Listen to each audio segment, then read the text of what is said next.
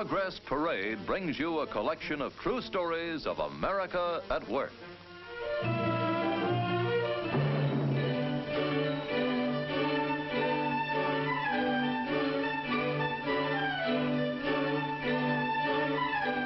Fishing on dry land?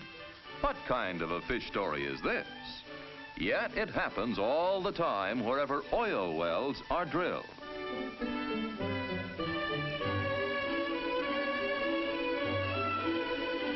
As far as this drilling rig is concerned, everything seems to be operating smoothly.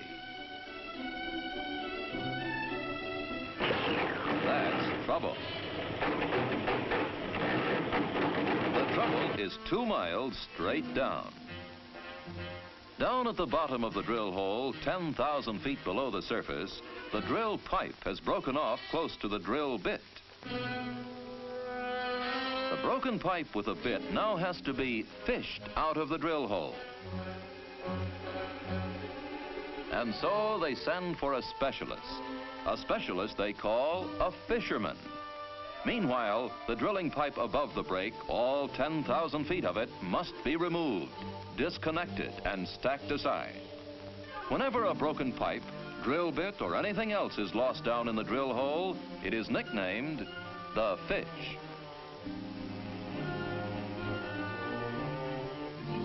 With the arrival of the fisherman, a specialist who makes his living by fishing in drill holes, a most unusual operation begins.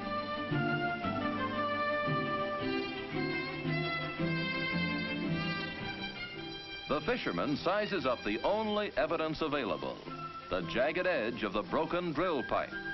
He can't predict whether it'll take 2 days or 2 weeks, or even if he can catch the fish. But fish he will. It's that kind of a job.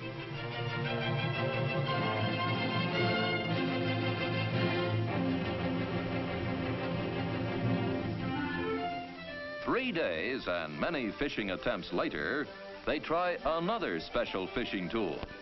Maybe this one will work, but they have no way of being certain.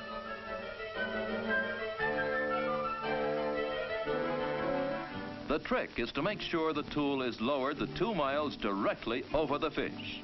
Down it goes in the end of 10,000 feet of pipe, expertly manipulated by the fisherman who has tons of massive machinery and equipment at his command.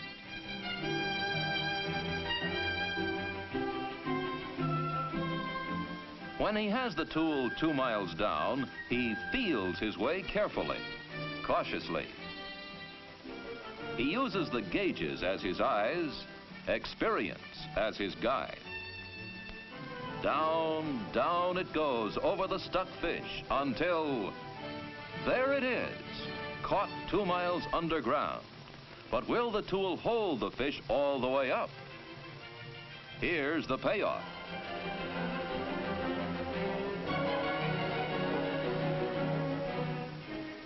Yes, the fish is caught.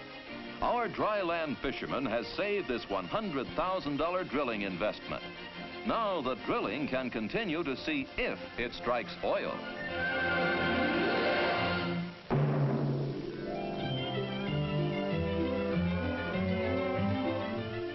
Baby demands comfort, all right, and if he doesn't get it, a formal protest is soon registered.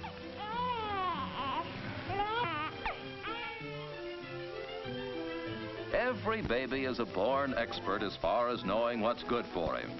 He approves only the most gentle products expressly prepared for his well-being. Baby oil, for example. It is so pure and mild that during the infant period, it is often used instead of water for his bath.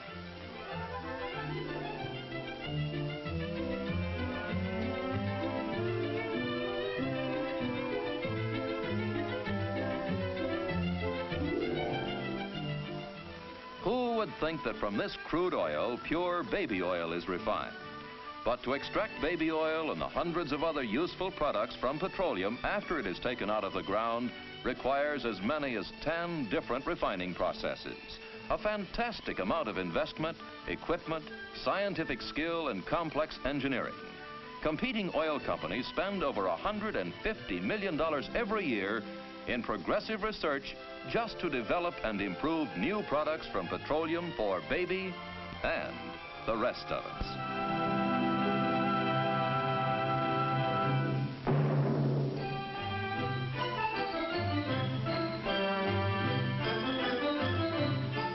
Whenever a liquid boils, you just naturally think that it's hot.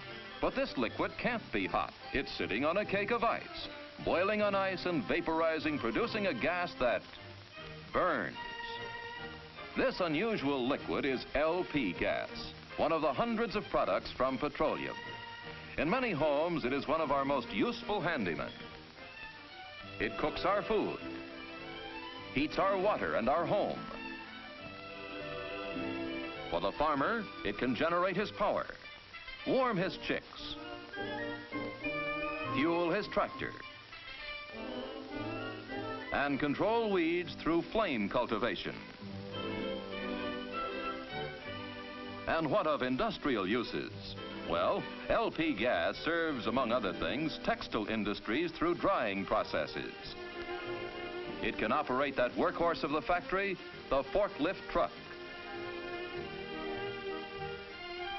And heat treat metals for 1,000 industrial uses. LP gas prevents railroad switches from freezing and thus keeps the trains running. One important use is providing the cooking fuel for restaurants throughout the nation. Last year, 6 billion gallons of LP gas were transported and sold in the United States. Now, how would you transport this liquid fuel that boils well below the freezing point of water? The oil companies solved the problem by developing specially built tank cars and tank trucks, permitting LP gas to be handled and stored in liquid form. 1 cubic foot of this amazing liquid becomes 300 cubic feet of vapor, which will do the work of 750 cubic feet of natural gas. A major achievement of the competing oil companies has been the development of techniques for successfully transporting and handling liquid fuel in great volume and at low cost.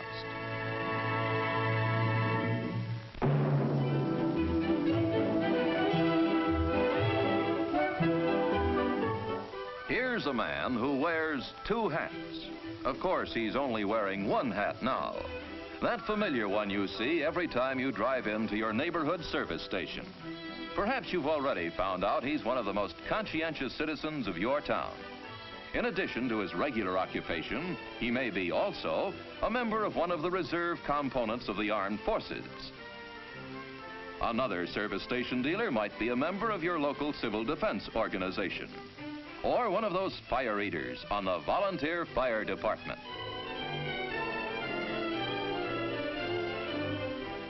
Perhaps your dealer is an unpaid member of the Board of Education, or serves on the advisory committee for civic improvement.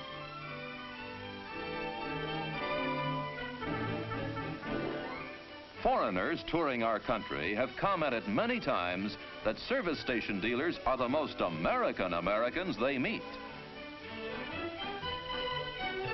They say the dealers are cheerful and efficient. They reflect the freedom of opportunity we cherish so highly. That's why we say your neighborhood service station dealer is truly a man who is qualified to wear 2 hats.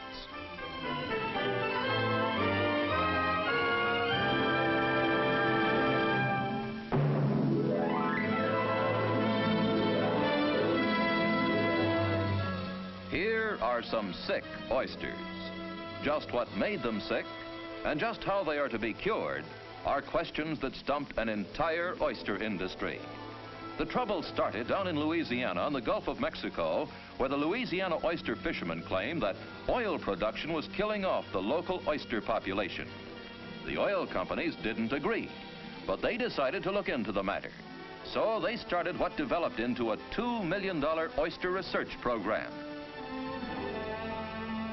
Scientists went out to the bedding grounds where they collected buckets full of oysters and then brought them to a special oyster research center of Texas A&M College, one of the laboratories established for the oyster survey by the oil companies.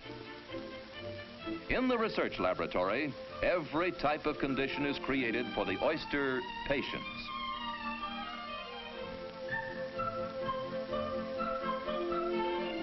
A blanket of crude oil is poured directly on the water.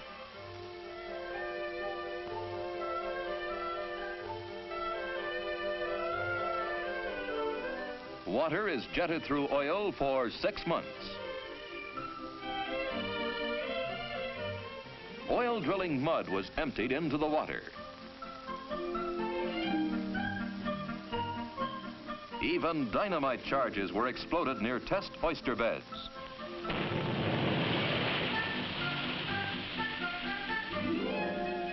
Every possibility was explored. After years of study and progress, the results were in. The test oysters showed no ill effects from oil, even under conditions which far exceeded those ever present during oil production. As a matter of fact, the test oysters were so happy, they brought forth new generations to share their lot. They never had it so good. Well then, if this wasn't killing the oysters, what was? It took time and money to find out, and the scientists continued their progress. Oyster tissues were prepared for intensified examination and study. No possibility was overlooked.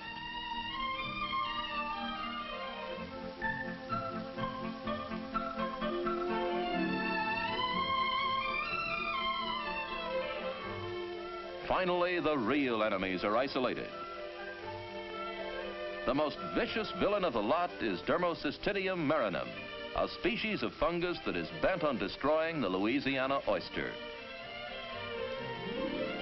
It was further found that natural changes in the Gulf Coast and man-made improvements such as levees, together with climatic changes, were seriously affecting the proper mixture of fresh and salt water in the oyster bedding grounds. All of these factors were contributing to the reduction of oyster populations. Now that the true causes were known, action could be taken. These major conclusions of the oyster research program are cheerfully turned over to the oyster industry. Why, you may ask? Why were the results of $2 million worth of research given to the oyster industry? It's because oil companies believe that maintaining good neighbors is just good business. As long as business and industry are free to lend a helping hand to each other, then everyone benefits.